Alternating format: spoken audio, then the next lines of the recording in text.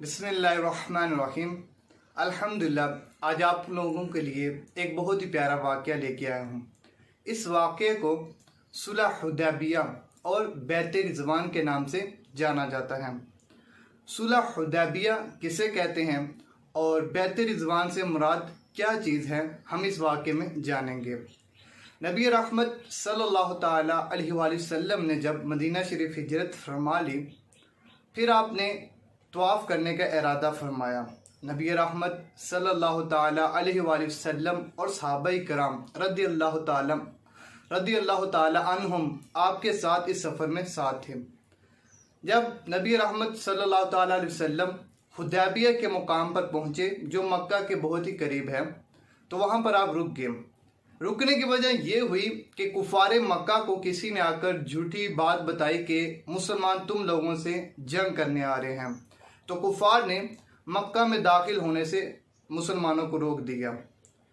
नबी रहमत सल्लल्लाहु अलैहि वसल्लम ने सहाबाए किराम से मशवरा किया और फिर हज़रत उस्मान गनी रज़ियल्लाहु ताला अन्हु को मक्का शरीफ भेजा कुफार से बात करें। नबी रहमत सल्लल्लाहु ताला अलैहि वसल्लम ने हज़रत उस्मान गनी को फरमाया कि जाकर कुफार मक्का को कहो कि हम सिर्फ उम्रा करने के इरादे से आ रहे हैं, हमारा जंग करने का इरादा नहीं। और मक्का के जो कमज़ोर मुसलमान हैं उनको ये बात बता दें कि अन करीब मक्कातुल मुकर्रमा फ़तह होगा और अल्लाह पाक का दीन गालिब आएगा। हज़रत उस्मान गनी रज़ियल्लाहु ताला अन्हु दमाद रसूल, मुसलमानों के तीसरे खलीफा, आप जब कुफार मक्का के पास पहुँचे, कुफार मक्का के ऊपर आपके बहुत ज़्यादा एहसानात थे, वो आपकी इज़्ज़त और ताज़ीम करते थे। कुफार मक्का से आपकी मुलाकात हुई, बात हुई, तो कुफार मक्का इस बात पर उन्होंने इत्तफाक किया कि इस साल मुसलमानों को मक्का में दाखिल होने की इजाज़त नहीं, वो अगले साल आ सकेंगे उम्रा करने के लिए। और दूसरी तरफ हुदैबिया के मुकाम पर चंद मुसलमान आपस में गुफ्तगू कर रहे थे कि हज़रत उस्मान गनी कितने खुशकिस्मत हैं कि उनको अकेले बैतुल्लाह का तवाफ़ करना नसीब हुआ। ये बात जब नबी रहमत सल्लल्लाहु ताला अलैहि वसल्लम को मालूम हुई, तो आपने इरशाद फरमाया कि मेरा उस्मान हमारे बगैर बैतुल्लाह का तवाफ़ नहीं करेगा। कुफार मक्का ने हज़रत उस्मान गनी को ये पेशकश की कि आप चाहें तो बैतुल्लाह के तवाफ़ करें, उम्रा करें, आपको इजाज़त है। हज़रत उस्मान गनी ने उनको जवाब दिया कि मैं अल्लाह के आखिरी रसूल के बगैर बैतुल्लाह का तवाफ़ नहीं करूँगा। इसके बाद हज़रत उस्मान गनी मक्कातुल मुकर्रमा के जो कमज़ोर मुसलमान थे उनसे आपने गुफ्तगू की बात की, मुलाकात की, और फिर हज़रत उस्मान गनी ने मुसलमानों को कहा कि नबी पाक का फरमान सुनाया कि अन करीब मक्कातुल मुकर्रमा फ़तह होगा और अल्लाह का दीन गालिब आएगा। ये बात जब कुफार मक्का ने सुनी तो उन्होंने हज़रत उस्मान गनी को अपने पास रोक लिया। दूसरी तरफ हुदैबिया के मुकाम पर मुसलमानों के अंदर, सहाबा के अंदर ये अफवाह फैली कि नाउज़ बिल्लाह हज़रत उस्मान गनी को कुफार मक्का ने शहीद कर दिया। नबी रहमत सल्लल्लाहु अलैहि वसल्लम ने मुसलमान सहाबाए किराम को एक बहुत बड़े खारदार दरख्त के नीचे जमा फरमाया, जिसको अरबी के अंदर साफुरा कहते हैं।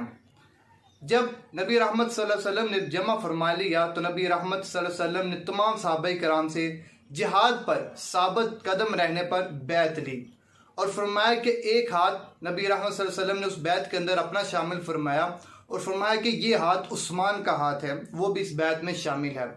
इस बैत को बैत रिज़वान कहते हैं क्योंकि इसके अंदर अल्लाह पाक की रज़ा और उसकी खुशनुदी शामिल थी।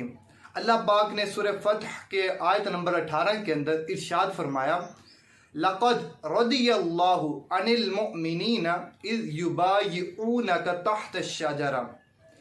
ए अल्लाह के रसूल, ए मेरे महबूब, तहकीक अल्लाह राज़ी हो गया उन मुसलमानों से जो दरख्त के नीचे तुम्हारे हाथ पर बैत कर रहे थे। जब ये बैत हुई तो कुफार मक्का को जब इस बैत की मालूमात हुई तो वो खौफज़दा हो गए।